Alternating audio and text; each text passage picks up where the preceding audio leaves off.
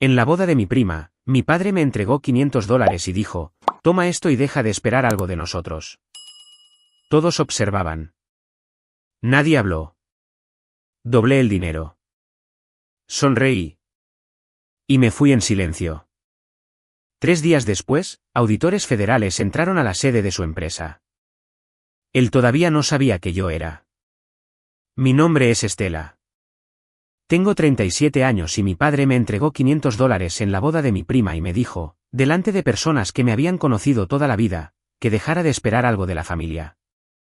La banda de la boda tocaba a Sinatra, algo lento y dorado que llenaba el salón con la calidez específica de una ocasión que ha sido planificada y ejecutada correctamente, y que se está desarrollando exactamente como se pretendía.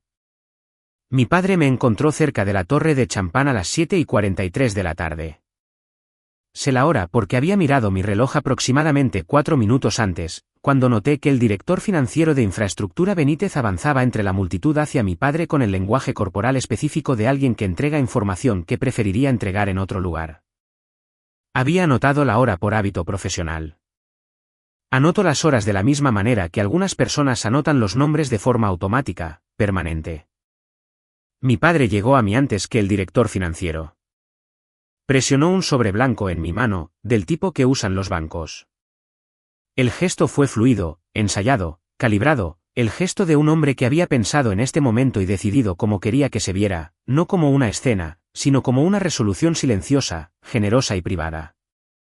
Se inclinó un poco más para que sus palabras alcanzaran exactamente el radio que pretendía. Dijo, toma esto y deja de esperar algo de nosotros. Mi tía encontró algo fascinante en su copa de vino. Mi prima se concentró en el centro de mesa. Mi hermano Ricardo, de pie a 2 pasos a la izquierda de mi padre, esbozó la sonrisa que había estado guardando para un momento que, al parecer, había estado anticipando.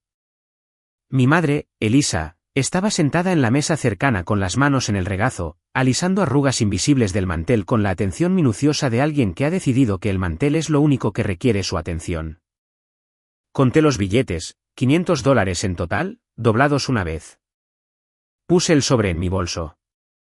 Dije, disfruten del resto de la noche. Me alejé de la torre de champán pasando entre 300 personas que habían presenciado mi desprecio público, y ni una sola de ellas sabía que la persona rechazada había firmado la autorización de escalamiento federal en la investigación del grupo de infraestructura Benítez 3 días antes. Mi padre creía que me estaba pagando para desaparecer. No sabía que le estaba entregando un sobre a la mujer que ya había aprobado la orden que desmantelaría todo lo que él había construido. Mi nombre dentro de la familia Benítez no era Estela. Era la difícil, la silenciosa, la hija que nunca encajó. Estas no eran etiquetas que nadie aplicara directamente al estilo de las familias que son explícitamente crueles. Eran el residuo acumulado de 20 años de pequeñas decisiones cuyos logros se mencionaban de pasada en la cena, cuyos contratiempos se justificaban, cuyo futuro se discutía con inversión y cuyo destino se dejaba para que se organizara solo. El nombre de mi padre es Carlos. Tiene 64 años. Construyó el grupo de infraestructura Benítez a lo largo de 30 años mediante una combinación de competencia real en el campo y la flexibilidad ética específica de un hombre que aprendió temprano que el espacio entre lo que una empresa reporta y lo que gana se puede administrar en lugar de cerrar. Construyó algo real. La corrupción vino después, o tal vez siempre estuvo allí en formas más pequeñas y simplemente creció a medida que las cantidades disponibles para malversar crecieron con ella. Mi hermano Ricardo tiene 40 años. Recibió en la arquitectura específica de nuestra familia todo lo que una familia trata como inversión cuando cree en el receptor. Una camioneta de la empresa a los 19 años, un título ejecutivo antes de los 30.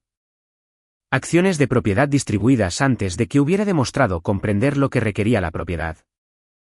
No era inteligente de por sí, era el tipo específico de persona a la que nunca se le ha exigido desarrollar la disciplina que produce la dificultad, porque la dificultad siempre se resolvía para él antes de que pudiera producir algo. Yo recibí la versión de familia que produce un tipo diferente de persona. A los 18 años, pregunté por qué la matrícula universitaria de Ricardo había sido financiada sin discusión mientras que la mía no.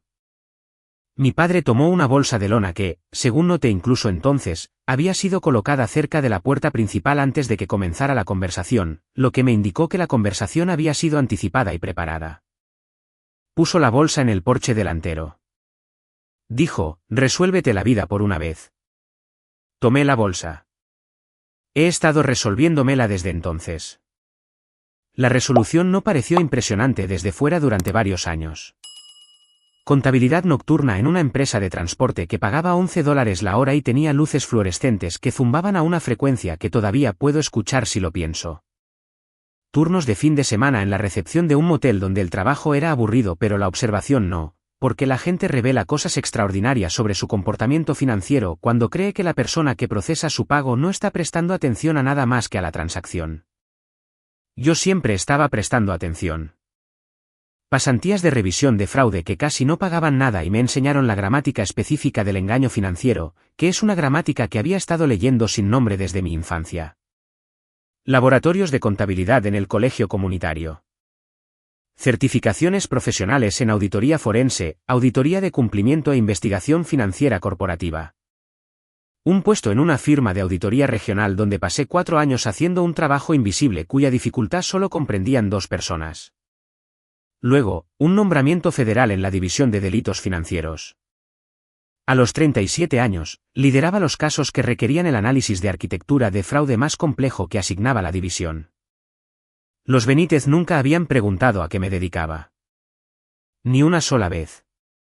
En 19 años de construir una carrera que produjo resultados lo suficientemente significativos como para generar un nombramiento federal, ni un solo miembro de mi familia había hecho una pregunta que requiriera una respuesta detallada. Mi madre preguntaba ocasionalmente si estaba bien. La pregunta era estructuralmente incapaz de recibir una respuesta real. No quería una. Quería un intercambio social funcional que permitiera que la conversación se trasladara a algo de más interés. Yo daba respuestas funcionales. Me guardaba los detalles de mi vida profesional para mí, no por ocultamiento estratégico, sino por el agotamiento de ofrecer información a un público que había decidido, antes del ofrecimiento, que no valía la pena recibirla. El caso de infraestructura Benítez llegó a mi equipo a través de una remisión de un oficial de cumplimiento bancario regional que había detectado patrones de transferencia inusuales en 3 cuentas comerciales conectadas a una estructura de cartera con sede en Indiana. Lenguaje de remisión estándar, del tipo que llega a nuestra bandeja de entrada con suficiente frecuencia como para que la revisión inicial sea rutinaria. Nicolás Vargas, mi socio de auditoría y el mejor especialista en informática forense digital de la división, realizó la revisión preliminar del archivo. Me lo trajo un martes por la mañana con la expresión específica que usaba cuando algo se revelaba significativamente más grande de lo que sugería la documentación de remisión. Puso el resumen preliminar sobre mi escritorio. Miré el nombre de la empresa, Grupo de Infraestructura Benítez. Lo miré durante aproximadamente 3 segundos. Luego revelé la conexión familiar a Victoria Méndez, nuestra directora de división, por escrito en un plazo de 1 hora. La respuesta de Victoria fue precisa e inmediata, de la manera en que todas sus respuestas lo eran. Dijo que se tomaba nota de la revelación, que se documentaría en el registro del caso y que, dados los hallazgos preliminares, no me retiraría del caso, sino que implementaría un protocolo de supervisión mejorado que requería la verificación independiente de cada determinación de pruebas que yo realizara. Ella preguntó, ¿puedes manejar esto limpiamente? Dije, yo manejo todo limpiamente.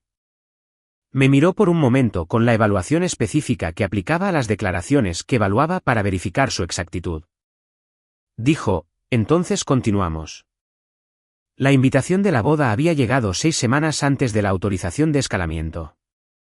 La letra de Marisol en el sobre, personal, específica, la letra de alguien que había buscado mi dirección y la había escrito a mano en lugar de imprimir una etiqueta.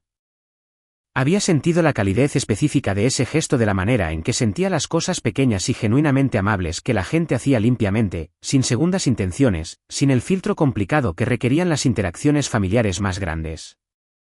Le había dicho que sí a Marisol. Sabía cuando dije que sí que estaría en Indianápolis ese fin de semana de todos modos. El equipo de investigación regional tenía su sede allí y el cronograma de escalamiento requería sesiones informativas en persona. La coincidencia era real. Quiero ser clara en eso. No organicé mi asistencia a la boda debido al caso. Asistí a la boda porque Marisol me lo pidió y porque Marisol era una de las pocas personas en esa familia que siempre me había tratado como a un ser humano en lugar de como a un puesto vacío. Pero yo ya estaba en la ciudad y ya era la investigadora principal. Y cuando mi padre presionó ese sobre en mi mano y me dijo que dejara de esperar algo, se lo estaba entregando a alguien que había pasado los 3 días anteriores sentada frente a investigadores que estaban finalizando las citaciones judiciales con su nombre en ellas.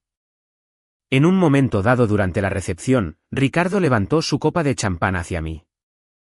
Dijo: «Cuidado con ese sobre, Estela. Probablemente sea la mayor inversión que papá haya hecho en ti». La mesa, que estaba al alcance del oído, se rió. La risa específica de las personas que encuentran cómodo el desprecio de otra persona porque confirma un acuerdo del que se benefician. Sonreí. Ricardo no sabía que 2 de las cuentas por las que se habían canalizado sus gastos personales ya estaban marcadas en nuestro archivo forense. No sabía que las pérdidas especulativas que había disfrazado como gastos operativos habían dejado un rastro que Nicolás había estado siguiendo durante 11 días. No sabía que el correo electrónico que le había enviado al director de contabilidad hacía 6 semanas, el que decía que reclasificara los retiros antes de la revisión trimestral, había sido preservado por nuestros sistemas forenses antes de ser eliminado de los servidores de la empresa. Levantó su copa. Sonreí y pensé en el cartel cerca de la entrada del evento. El logotipo de la subsidiaria impreso en vinilo nuevo, la subsidiaria que había sido disuelta hacía 8 años, que seguía apareciendo en el material ordenado la semana pasada, usándose como si existiera. Lo anoté en el archivo mental que había estado construyendo desde que llegué. También noté al director financiero, que finalmente había llegado a mi padre y estaba completando cualquier transferencia de documentos que la servilleta doblada hubiera estado ocultando. El director financiero tenía el lenguaje corporal de alguien que comprende que una situación se está acelerando más allá del punto en que el lenguaje corporal puede contenerla, y que está aparentando compostura porque la compostura es la única opción que le queda. Mi padre recibió la información. Su expresión no cambió visiblemente. Era bueno en eso, había sido bueno en eso durante 64 años. Pero yo había estado estudiando el fraude financiero durante 15 años. Y una de las primeras cosas que aprendes en esta profesión es que el rostro que la gente muestra en momentos de pánico controlado se reconoce no por lo que hace, sino por lo que deja de hacer. El rostro de mi padre, durante aproximadamente 2 segundos después de recibir la información del director financiero, dejó de hacer lo que normalmente hacía. Luego volvió en sí, me encontró cerca de la torre de champán y presionó un sobre en mi mano. Y comprendí, de la manera específica en que comprendía las cosas que llegaban a través del reconocimiento de patrones profesionales antes de que llegaran al análisis consciente, que el sobre no era simplemente un desprecio. Era un hombre haciendo lo último que sentía que era un control en una situación que ya estaba más allá de él. No sabía que la investigación existía. No sabía que yo la lideraba, pero en algún lugar debajo de la arquitectura consciente del gesto, en la parte de la mente que procesa la amenaza antes de que el resto de la mente le haya puesto nombre, comprendió que algo se estaba cerrando a su alrededor. Y había presionado $500 en la mano de aquello que se estaba cerrando. Conduje de regreso a mi hotel. Pedí servicio a la habitación. Abrí mi computadora portátil. Revisé el cronograma de escalamiento. Y agregué 3 nuevas observaciones al archivo del caso en el formato requerido: el logotipo de la subsidiaria disuelta, el lenguaje corporal del director financiero y la transferencia de la servilleta, el estilo de vida visible en el salón frente a las cifras de ingresos declaradas públicamente. Sellé cada entrada. Guardé el archivo. Luego abrí el resumen forense preliminar. Y comencé a leerlo con la atención específica de alguien que comprende que lo que está mirando está a punto de volverse significativamente más detallado. Y pensé en los $500 en un sobre blanco, y en lo que mi padre creía que había hecho con ese sobre, y en lo que realmente había hecho, que era entregárselo a la persona que iba a pasar las próximas semanas asegurándose de que cada decisión que él había tomado durante 30 años fuera visible. Documentada, verificada y colocada frente a las personas cuyo trabajo era decidir qué sucedería después. Pensó que estaba cerrando un capítulo. Me estaba entregando la primera prueba. Regresé a Chicago el domingo por la tarde. El viaje en auto desde Indianápolis fue de 4 horas, pasé los primeros 30 minutos pensando en la boda y las 3 horas restantes pensando en el archivo. Esa proporción no fue una asignación consciente.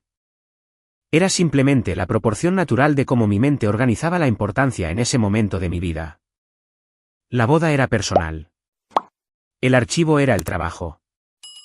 Y el trabajo tenía su propia gravedad que atraía la atención de la misma manera que las grandes estructuras atraen todo lo que está en su vecindad. Nicolás estaba esperando en la oficina cuando llegué. No literalmente esperando, tenía su propio trabajo, sus propios casos, su propio domingo por la tarde que no requería que estuviera en su escritorio, pero la lámpara de su escritorio estaba encendida y su monitor estaba activo. Y cuando pasé por la puerta de vidrio, levantó la vista con la expresión específica que usaba cuando algo se había desarrollado mientras yo no estaba. Dijo, hay una nueva capa. Puse mi bolso en el suelo. Me senté en mi escritorio. Dije, muéstrame.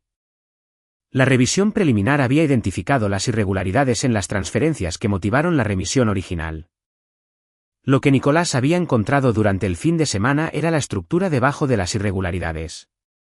Infraestructura Benítez no se había limitado a mover dinero de manera imprecisa. Había construido una arquitectura. Subcontratistas fachada registrados en 3 estados, ninguno de los cuales tenía antecedentes operativos verificables. Sistemas de nóminas fantasma que procesaban pagos a números de identificación de empleados asociados a personas que no aparecían en ningún registro de personal de la empresa.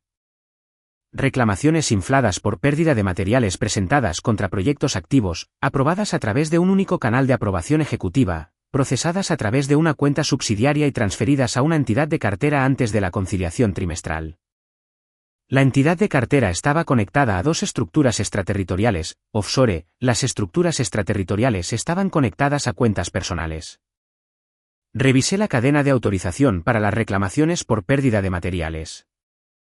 Cada aprobación llevaba una firma digital, la misma firma, con marca de tiempo, autenticada, verificada contra el sistema de credenciales ejecutivas de la empresa. Carlos Benítez, fundador y director ejecutivo, no delegado, no canalizado a través de un subordinado, aprobación ejecutiva directa en cada transacción fraudulenta en la cadena primaria. Me quedé con eso por un momento, no con satisfacción, sino con el reconocimiento profesional específico de alguien que acaba de confirmar que la pieza más importante de una estructura de pruebas es sólida. La autorización directa elimina la defensa principal disponible para los ejecutivos en casos de fraude, que es el argumento de la delegación, la afirmación de que los subordinados actuaron fuera de su autoridad, que el ejecutivo no sabía. Que la cadena de aprobación se vio comprometida sin su conocimiento. Mi padre lo había firmado todo él mismo.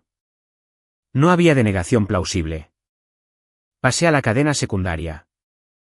La de Ricardo era más desordenada, menos sistemática, el comportamiento financiero específico de alguien que tenía acceso a los recursos y los usaba sin planificación arquitectónica, lo que producía un rastro de pruebas diferente. No la estructura deliberada de ocultamiento, sino los escombros acumulados del derecho adquirido.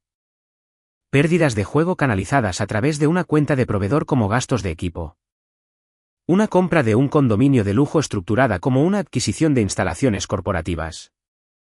Pérdidas en inversiones de criptomonedas disfrazadas de tarifas de consultoría operativa a lo largo de 3 trimestres. Deudas de crédito personales cubiertas a través de retiros de liquidez de la empresa sin ningún propósito comercial correspondiente. Las cantidades eran significativas. Ricardo aparentemente había operado bajo el supuesto de que el acceso a los sistemas financieros de la empresa era equivalente a la autorización para usarlos para cualquier propósito que eligiera. Este era el supuesto de alguien que había crecido viendo cómo la distinción entre los recursos de la empresa y los recursos personales era tratada como permeable por la persona que dirigía la empresa. Había aprendido de la observación. La observación estaba documentada en 18 meses de transacciones.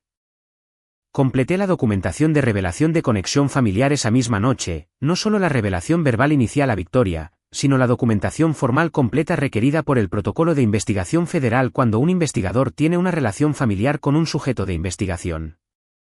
Cada conexión, cada interacción relevante, cada contacto con miembros de la familia durante el periodo de investigación cruzado con las fechas de actividad del caso. Esto no era opcional y yo no lo traté como opcional.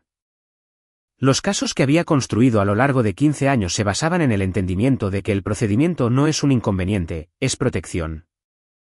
No solo para el investigador, sino para el caso, para el resultado, para las personas cuyos derechos dependen de que las pruebas se reúnan y manejen de una manera que la defensa no pueda impugnar. Documenté la boda, la fecha, el lugar, el hecho de que había estado presente a título personal, las observaciones que había hecho y añadido al archivo del caso, y el hecho de que mi padre me había entregado un sobre que contenía $500. El cual había retenido como prueba potencial del conocimiento de la familia sobre su exposición financiera. Anoté sus palabras exactas. Anoté el comportamiento del director financiero. Anoté el cartel de la subsidiaria disuelta. Presenté la documentación a Victoria a las 11:47 de la noche del domingo. Ella respondió a las 6:14 de la mañana del lunes con una sola frase. Decía, protocolo de verificación independiente activo. ¿Continúe? Nicolás encontró el intento de eliminación el martes. Alguien dentro de la infraestructura tecnológica de Infraestructura Benítez había iniciado una purga sistemática de los servidores de archivos financieros de la empresa a partir de las 2 de la mañana del lunes. La purga se dirigió a los registros de nómina, los historiales de transacciones de proveedores y los archivos de comunicación ejecutiva en los sistemas primarios y de respaldo de la empresa. Este no era un comportamiento inusual en sujetos de investigaciones de fraude que se percatan de que se acerca el escrutinio. También era, desde el punto de vista de las pruebas, lo más útil que podían haber hecho por nuestro caso. Los sistemas forenses no se limitan a preservar datos, preservan el comportamiento. Cada intento de eliminación genera una entrada de registro. Cada entrada de registro lleva una marca de tiempo, un identificador de credencial y un registro de acción. El intento de eliminación no había eliminado los registros, había creado una nueva capa de documentación que mostraba que alguien con credenciales de sistema de nivel ejecutivo había intentado eliminarlos en la misma fecha en que nuestra autorización de escalamiento se había procesado internamente. El identificador de credencial pertenecía a Ricardo. Y luego Nicolás encontró el correo electrónico. Había sido eliminado del servidor de correo electrónico principal de la empresa. La eliminación había ocurrido 11 días antes del intento de purga.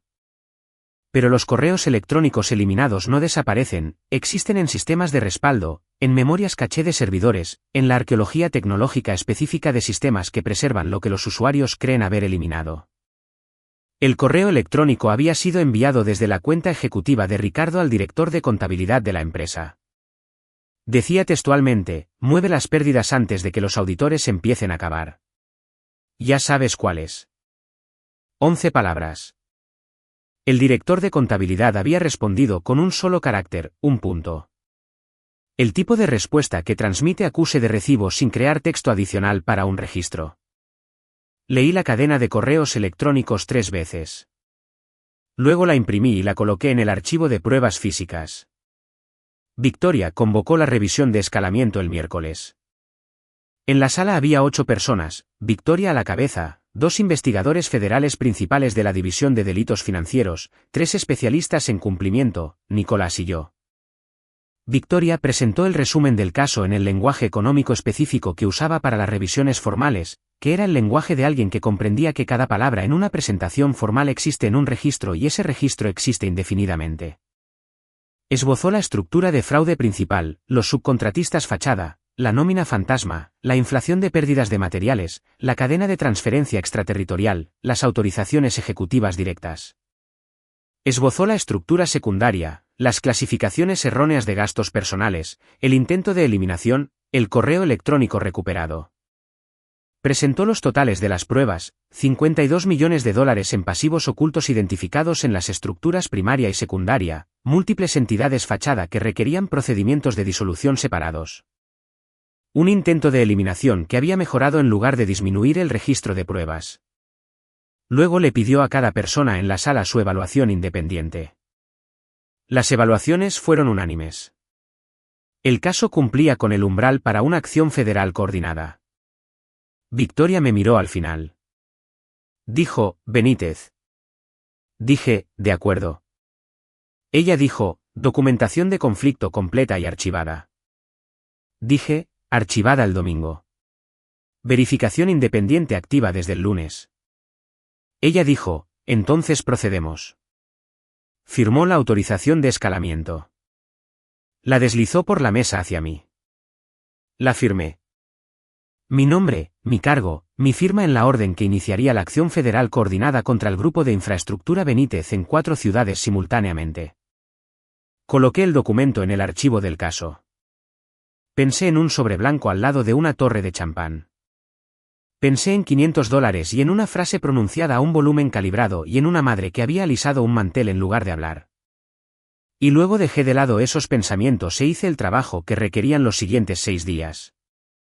Los días entre la autorización de escalamiento y la fecha de acción fueron el tipo de días que no son atractivos de contar porque se componen enteramente de la precisión poco glamurosa de la preparación. Verificación independiente de cada determinación de pruebas que yo había hecho. Nicolás ejecutando una confirmación forense paralela en el rastro digital. El equipo de acción coordinada preparando los protocolos de entrada simultánea para 4 ubicaciones. Revisión legal del lenguaje de la autorización de incautación. Notificación a las instituciones bancarias pertinentes bajo orden federal sellada. Comunicación con la aseguradora bajo el mismo sello. Mientras tanto, fuera de la actividad sellada del caso, el mundo en el que había crecido continuaba su actuación. Mi padre dio una entrevista de negocios regional el jueves. Sé esto porque Nicolás lo marcó como un elemento de monitoreo de medios. Rastreamos las declaraciones públicas de los sujetos de investigación durante el periodo previo a la acción como una cuestión de protocolo. Mi padre dijo oficialmente que la gente atacaba a las empresas exitosas cuando no podían competir. Lo dijo con la confianza específica de un hombre que creía que la actuación estaba controlando la realidad. 2 horas después de que se publicara la entrevista, Victoria amplió la investigación para incluir a las entidades de cartera en la cadena de transferencia extraterritorial, lo que agregó 3 jurisdicciones adicionales al alcance del caso. Luego llamó mi madre. La llamada de Elisa llegó el viernes por la tarde mientras yo estaba en mi escritorio revisando los documentos de verificación final.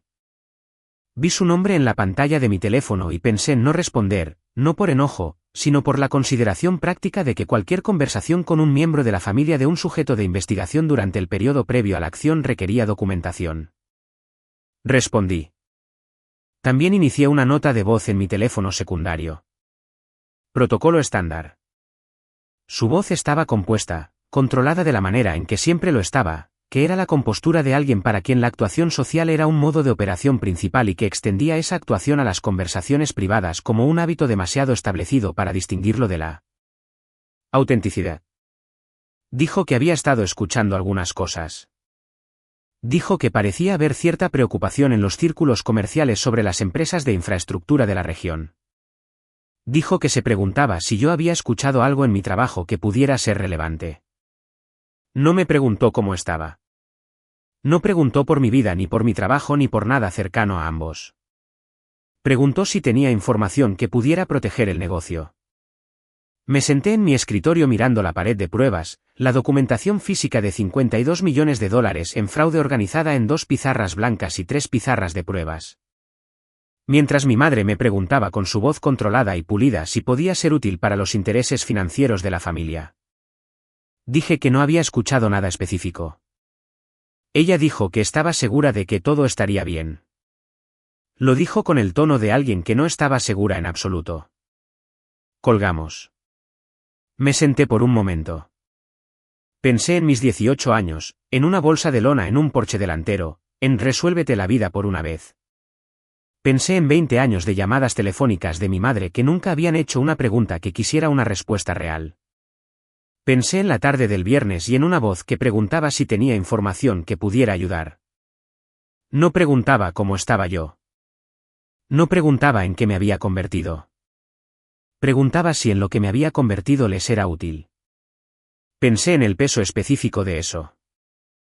El peso final específico de comprender que el patrón no había cambiado, que la proximidad a algo significativo no había producido curiosidad sobre mí, sino que había producido una evaluación de si yo podía ser un instrumento. Y sentí, con la plenitud específica de algo que llega a su fin, como se disolvía el último residuo de culpa que había estado cargando, sin drama, sin enojo, solo con la claridad silenciosa de una persona a la que se le ha dado, por última vez, información completa. Documenté la llamada. La agregué al archivo del caso. Anoté la fecha, la hora, el contenido y la naturaleza específica de lo que se había preguntado y de lo que no se había preguntado. Guardé el archivo y volví a los documentos de verificación porque el lunes estaba a 6 días de distancia. Y el lunes era cuando todo cambiaba. El lunes llegó como siempre llegan los días significativos, sin previo aviso, sin el peso atmosférico que los días anteriores habían acumulado. Solo las 7:14 de la mañana, luz gris de Chicago a través de las ventanas de la oficina, el café enfriándose en mi escritorio porque había olvidado beberlo, y Nicolás parado en la puerta de mi oficina con su chaqueta puesta. Dijo, los equipos están en posición. Dije, las 4 ciudades. Él dijo, confirmado. Chicago, Indianápolis, Louisville, Nashville. Entrada simultánea a las 7:30. Dije, entonces esperamos 16 minutos. Tomé mi café. Lo bebí frío. La acción coordinada federal tiene un ritmo específico que aprendes a habitar después de haber participado en suficientes de ellas. La espera no es dramática, es administrativa. Verificas que los canales de comunicación estén abiertos. Confirmas que la documentación legal sea accesible y esté en el formato correcto para los agentes que ejecutan la entrada. Revisas los protocolos de incautación una última vez, no porque hayas pasado algo por alto, sino porque la revisión es parte de la preparación, y la preparación es parte de la disciplina. A las 7:28, abrí la autorización de escalamiento final en mi pantalla, mi firma al pie, mi cargo al lado, auditora forense principal, División Federal de Delitos Financieros. Lo miré durante aproximadamente 4 segundos. Luego, a las 7:30, en 4 ciudades simultáneamente, investigadores federales ingresaron al grupo de infraestructura Benítez. Nicolás monitoreó las comunicaciones de entrada en tiempo real desde la ubicación de Chicago mientras yo coordinaba de forma remota los protocolos de incautación de documentos con el equipo de Indianápolis. La sede de Chicago era la ubicación principal. Las otras 3 eran oficinas regionales que albergaban servidores secundarios y archivos de documentos ejecutivos. A las 8, los servidores estaban asegurados. A las 8:15, las cuentas financieras habían sido congeladas bajo las órdenes bancarias que habían estado selladas desde el miércoles. A las 8:30, Nicolás puso su teléfono sobre mi escritorio y giró su monitor hacia mí. 3 medios de comunicación de negocios nacionales ya habían publicado, Investigación Federal por Delitos Financieros apunta al grupo de infraestructura Benítez. El titular era limpio y objetivo, y conllevaba exactamente el peso que conllevan los titulares objetivos y limpios cuando el sujeto de la investigación ha dedicado un esfuerzo considerable a mantener una imagen pública de éxito intocable. Lo leí una vez. Le devolví el monitor a Nicolás. Volví a la coordinación de la incautación de documentos. Mi teléfono sonó a las 9:02. Carlos Benítez. Lo dejé sonar 2 veces, no por efecto, sino porque estaba terminando una frase en el registro de coordinación, y yo termino las frases antes de hacer otras cosas. Este es un hábito tan fundamental para mi funcionamiento que se aplica incluso cuando la llamada en espera es de mi padre, y es la primera vez que me llama desde que me presionó $500 en la mano y me dijo que dejara de esperar algo. Respondí al tercer timbre. Su voz no era la que yo había escuchado en las cenas familiares, ni en la boda, ni en ninguna de las ocasiones a lo largo de mi vida en las que había observado su voz operar en sus registros habituales. Era una voz diferente, más tensa, más rápida, la calidad vocal específica de alguien que ha pasado 64 años siendo la persona que controlaba cómo se desarrollaban las situaciones y que ahora se encuentra en una situación que se está desarrollando sin su intervención. Dijo que había habido un malentendido. Dijo que los investigadores habían ejecutado la entrada incorrectamente y que sus abogados ya estaban preparando una respuesta. Dijo que el equipo de contabilidad había cometido errores de los que él no estaba al tanto. Dijo que el personal de nivel inferior había actuado fuera de su autorización. Escuché cada una de estas cosas sin responder, no porque estuviera preparando una réplica, sino porque estaba documentando. La nota de voz en mi teléfono secundario había comenzado cuando vi su nombre en la pantalla. Luego se quedó sin racionalizaciones iniciales. El silencio que siguió fue de aproximadamente 4 segundos. Y en esos 4 segundos, algo cambió en la calidad de la llamada. Un cambio en lo que estaba sucediendo en su extremo. Los sonidos de fondo se alteraron ligeramente. Escuché el tecleo de una computadora en algún lugar detrás de él. Calmo, medido, el sonido del trabajo profesional que continúa en un entorno profesional. Mi entorno. Su voz volvió de manera diferente, más baja, más cuidadosa. Dijo, Estela, ¿qué haces exactamente ahora? Miré la autorización de escalamiento en mi pantalla, mi nombre, mi firma, mi cargo. Dije, soy la auditora forense que aprobó la orden de incautación. Silencio. Silencio absoluto. Luego, el sonido de algo rompiéndose en su extremo de la llamada. Vidrio contra una superficie dura, el sonido específico de un objeto que ha sido colocado con más fuerza de la prevista por una mano que ya no está completamente bajo el control de su dueño. Documenté la hora. Terminé la llamada. Las semanas que siguieron fueron semanas de documentación, verificación, proceso legal y el trabajo de procedimiento específico y minucioso que transforma las pruebas en resultados. Las describiré con precisión en lugar de drama, porque la precisión es lo que merecen. Los 52 millones de dólares en pasivos ocultos se verificaron por completo dentro de los primeros 10 días de análisis de documentos. El trabajo de recuperación digital de Nicolás expandió el mapa de corporaciones fachada de los 3 estados identificados en la revisión preliminar a 7, con puntos finales de transferencia extraterritorial en 2 jurisdicciones adicionales que requirieron coordinación con socios federales. El correo electrónico eliminado de Ricardo, 11 palabras, una respuesta de un solo carácter, se convirtió en la prueba central del caso secundario. Su intento de atribuir las clasificaciones erróneas de gastos personales a errores de contabilidad se derrumbó cuando los correos electrónicos recuperados demostraron que había dado instrucciones específicas al director de contabilidad sobre qué transacciones reclasificar y cuándo. Contrató a 3 abogados. Los abogados revisaron el archivo de pruebas. 2 semanas después, Ricardo aceptó un acuerdo de culpabilidad, delitos financieros, uso indebido de fondos corporativos, obstrucción relacionada con el intento de eliminación. El acuerdo incluyó sanciones financieras, requisitos de restitución, la prohibición de desempeñarse como funcionario ejecutivo o miembro de la junta directiva de cualquier empresa durante 15 años y supervisión financiera obligatoria por un periodo que determinaría el tribunal.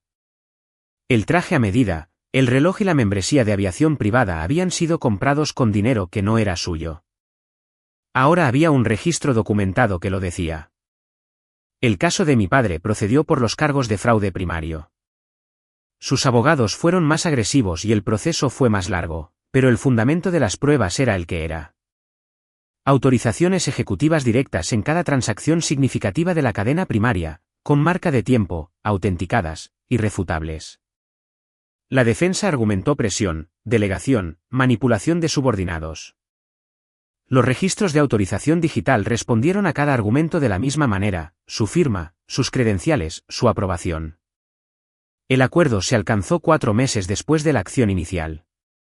El grupo de infraestructura Benítez entró en una supervisión de reestructuración federal con una estructura de propiedad permanentemente alterada. Mi padre perdió el control mayoritario. Se incautaron 2 propiedades como parte de los cálculos de las sanciones financieras. La propiedad familiar en Indianápolis se liquidó parcialmente en el proceso de restitución. Se mudó a una residencia más pequeña en las afueras de Louisville. Tenía 64 años y había construido algo a lo largo de 30 años que ahora ya no controlaba. No sentí la satisfacción que la gente a veces imagina cuando piensa en este tipo de desenlace. Lo que sentí fue la culminación profesional específica de un trabajo bien hecho. Las pruebas se habían reunido con precisión. El proceso se había seguido meticulosamente. El resultado había sido determinado por hechos documentados en lugar de quién tenía dinero para mejores abogados o quién tenía relaciones que pudieran desviar el escrutinio. El sistema había funcionado. Eso era lo que había pasado 15 años trabajando para que sucediera en casos que no tenían nada que ver conmigo personalmente. Funcionó aquí también. La audiencia del acuerdo federal fue un jueves por la mañana en abril. Mi asistencia era requerida en mi calidad de investigadora principal. Me senté en la mesa designada para el equipo de supervisión federal y vi a mi padre firmar documentos bajo la supervisión de sus abogados, el oficial de cumplimiento federal y el juez que supervisaba el acuerdo. Me miró una vez durante el procedimiento. No con enojo. Quiero ser precisa en eso, porque el enojo habría sido más fácil de recibir.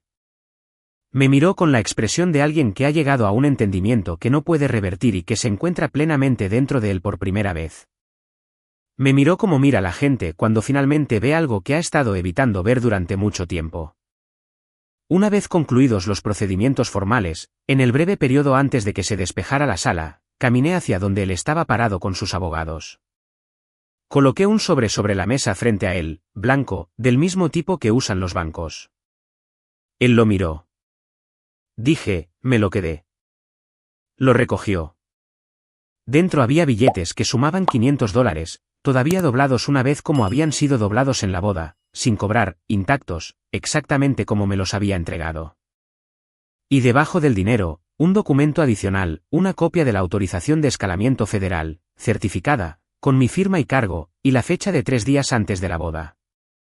Y adherida al documento, una pequeña nota. 4 frases con mi caligrafía. Me dijiste que me resolviera la vida por una vez. Esto es lo que pasó después de que lo hice. Los $500 son tuyos. Nunca los necesité. Leyó la nota una vez, luego la leyó de nuevo. Luego bajó la cabeza lentamente, no por enojo, sino por algo que no era enojo y no era dolor exactamente, y no era remordimiento en ninguna forma que pudiera llamarse limpia. Era la expresión específica de un hombre que ha comprendido en un solo documento y 4 frases la forma completa de un error que no puede deshacer. Recogí mi bolso. Salí de la sala.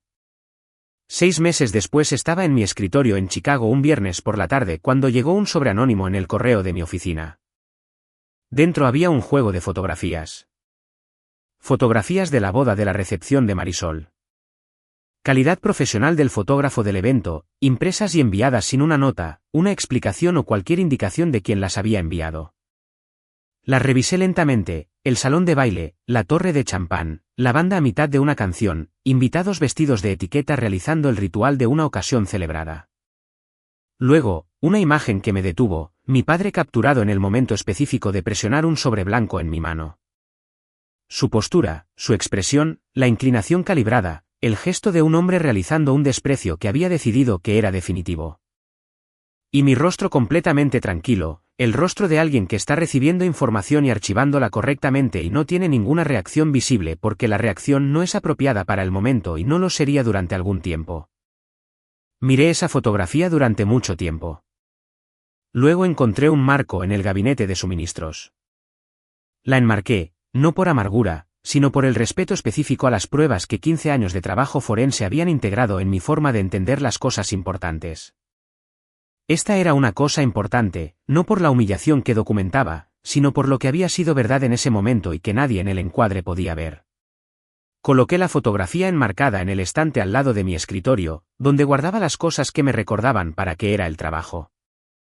Infraestructura Benítez todavía existe bajo una nueva propiedad, bajo un monitoreo de cumplimiento federal permanente. La empresa sobrevivió porque las empresas no son las personas que las corrompen.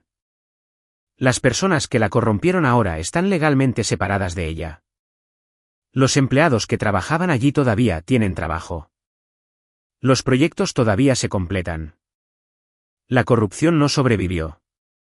Así es exactamente como se suponía que debía funcionar. Mi padre me entregó $500 en una boda y me dijo que dejara de esperar algo de la familia. Conté los billetes, los puse en mi bolso, dije, disfruten de la noche y me alejé pasando entre 300 personas. 3 días antes, yo había firmado la autorización de escalamiento federal contra su empresa. Regresé en auto a Chicago, revisé las pruebas con mi socio y encontré autorizaciones ejecutivas directas en cada transacción de la cadena de fraude principal. Revelé la conexión familiar por completo y seguí cada requisito de procedimiento con precisión. Alguien dentro de la empresa intentó eliminar los registros. El intento de eliminación se convirtió en prueba. Un correo electrónico recuperado se convirtió en la prueba central del caso secundario. Un lunes por la mañana a las 7:30, investigadores federales ingresaron en 4 ciudades simultáneamente. Mi padre me llamó a las 9:02 y me preguntó de qué vivía. Se lo dije. Dejó caer algo hecho de vidrio. En la audiencia del acuerdo 4 meses después, puse el sobre sin abrir sobre la mesa frente a él con una nota que decía, esto es lo que pasó después de que me resolví la vida. Lo leyó 2 veces y bajó la cabeza. Esa es toda la historia. Ahora, esto es lo que quiero dejarles. El error más costoso que cometió mi familia no fue el fraude. El fraude tuvo sus propias consecuencias costosas. El error más costoso fue decidir, antes de que se presentaran las pruebas, quién era yo y de qué era capaz. Tomaron esa decisión cuando yo tenía 18 años y nunca la actualizaron. Estaban tan comprometidos con la versión de mí que no requería inversión que dejaron de mirar lo que la versión real estaba haciendo. La subestimación es una elección. Se disfraza de evaluación, pero es una elección. Y es una elección que tiene un costo compuesto con el tiempo porque la persona subestimada no deja de desarrollarse simplemente porque la evaluación que se tiene de ella se haya detenido. Yo continué desarrollándome durante 19 años mientras mi familia mantenía una imagen fija. La brecha entre la imagen y la realidad se convirtió en la historia que acaban de escuchar. Lo segundo que quiero dejarles es sobre el procedimiento. Podría haber manejado el conflicto de intereses en este caso de manera diferente. Podría haberlo gestionado de manera informal. Podría haber argumentado que mi objetividad profesional era protección suficiente. Nadie lo habría sabido. Lo revelé de inmediato. Por escrito, seguí cada requisito. Lo documenté todo. No porque temiera que me atraparan haciendo algo malo, sino porque la integridad del resultado dependía de la integridad del proceso. Porque las personas cuyas vidas se verían afectadas por este caso, los empleados, los acreedores, los proveedores que habían sido defraudados, merecían un resultado que no pudiera ser impugnado por motivos de procedimiento. Hagan las cosas correctamente, incluso cuando nadie esté mirando, especialmente cuando nadie esté mirando. Lo correcto hecho correctamente produce resultados que se sostienen.